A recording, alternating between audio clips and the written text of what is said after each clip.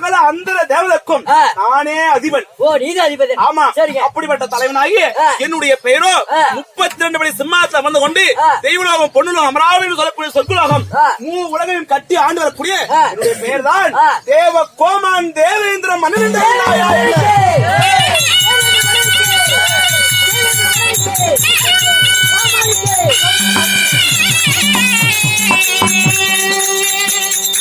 நம்ம பல்லவ ரோட்ல இவ்வளவு பெரிய பேண்டு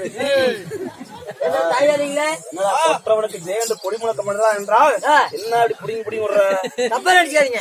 இது என்னது? பூமி மேலே ஆகாயம், கீழே பூமி மேலே ஆகாயம், மேலே ஆகாயம். ஆமா, கேளுங்க மக்களை பத்த மாவராஜி இல்ல கோமலி அக்குறும் பேச்சு அடி வாங்குறா நீங்க நினைக்கிறீங்க. இப்ப பாருங்க யாரு அக்குறும் பேசுறாங்க. இங்க வாங்க. இது என்னது? பூமி மேலே ஆகாயம். அருகட்ட புண்ட மேல படுதல்ல படுதாக்கு ஆகாயம் அதுக்கும் இப்ப அருகட்ட கேட்ட என்ன இருக்குது இல்லைங்க. பாதிரி ஜென்ம சொல்லக்கூடாதா? கீழே பூமி பூமி மேலே ஆகாயம். பேரு அதாவது பூமிக்கு ஆகாயத்துக்கும்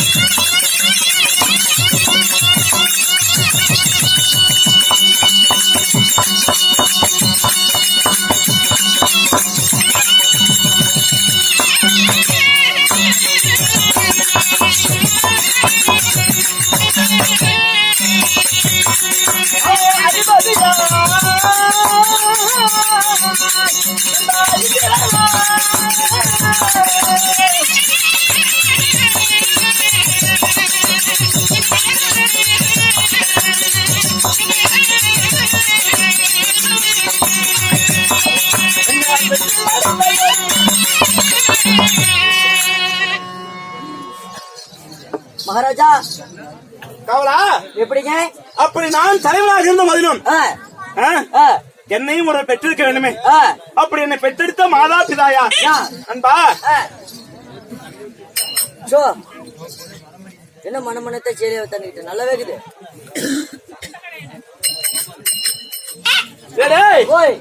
என்னை பெற்றெடுத்த என் மாதா பிதா யாருங்க? உங்களுடைய தந்தையாரோ காசிய பிரிசி. ஓ தந்தையா. என் தாயாரோ அதிதிதி. ஓ அதிதிதி. ஆமா அன்பா. ஒரு நாள் ஒரு தினத்துல மும்மூர்த்தி தேவர்களும் படைத்தல் காத்தல் அழித்த தொழிலை நாம் என்னதான் சரிவர செய்தாலும் நாம் சரிவர செய்கிறோமா இல்லை என்பதை ஆராய நமக்கென்று ஒரு தலைவன் வேண்டும்.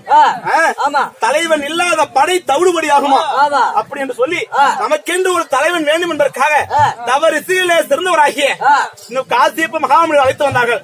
அவருக்கு தக்கவுடைய வேள்வி யாகத்திலே பிறந்த 50 பெண் குழந்தைகள 13 பெண்களை அதிதே திரிதை முதல் கஸ்தூரி வினவை வரை 13 பெண்களை அந்த காசியப்ப மகாரிஷிக்கு திருமணம் செய்து வைத்தார்கள். அந்த காசியப்ப மகாரிஷிக்கு திருமணம் செய்து வைத்து அந்த காசியப்ப மகாரிஷிக்கும் அது என்ற தாய்க்கும் இந்த தேவகோமான் தேவேந்திரன் நான் பிறந்தேன்.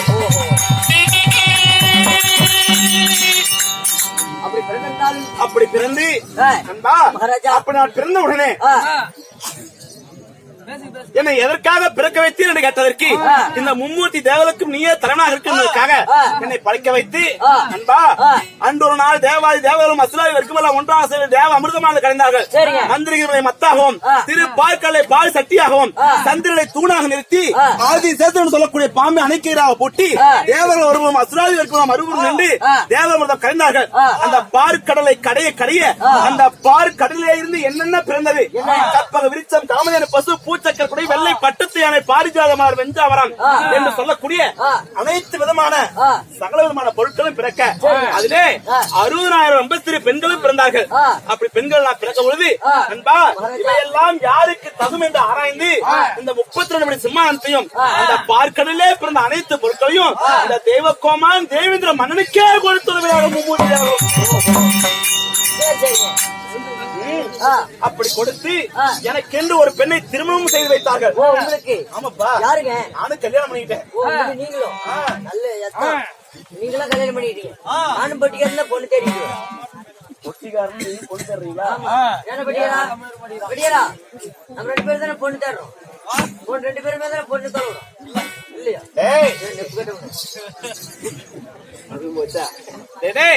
நான் மலையிட்டு மங்கையின் பேர் என்ன? எனக்கு எத்தனை குழந்தைகள்? நான் யாருக்கு திருமணம் செய்து வைத்திருக்க அந்த குழந்தைகள் எல்லாம்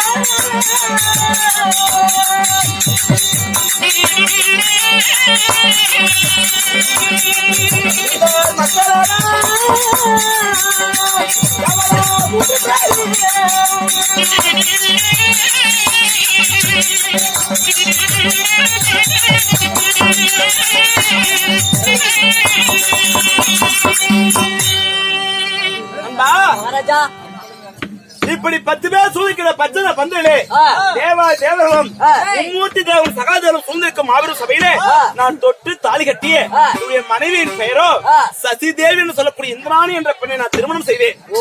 அழகிலே சிறந்த மங்கை தேவியா? ஆமா, இந்திராணி என்ற பெண்ணை திருமணமாக செய்து இல்லறம் நல்லறமாக இருந்து எனக்கென்று அரசால ஒரு ஆண் குழந்தை ஆத்திக்கு அழகான ஒரு ஆண் குழந்தையும் நம்முடைய உற்றார்களுக்காக 2 பெண் குழந்தைகளை பெற்றெடுத்தேன். யார் யாரு? யார் தெரியுமா?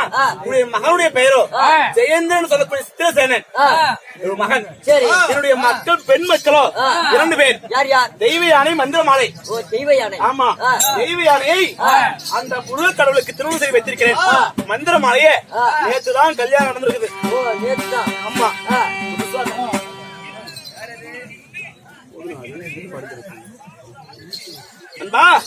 மந்திரமாலை என்ற பெண்ணை யாருக்கு திருமணம் செய்து வைத்திருக்கிறோம் தெரியுமா?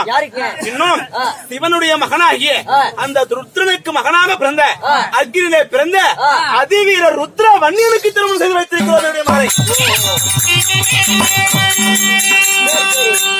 அப்படி மந்திரமாலையை ருத்ரவன்னியனுக்கு திருமணம் செய்து வைத்து அன்பா சிறப்போடு இருந்தாலும் என்னை காண்பதற்கு யாரோ வருகிறார் போல் தெரிகிறது. யார் என்று தெரியவில்லை. யார் வருகிறது என்று பார்க்கலாம்.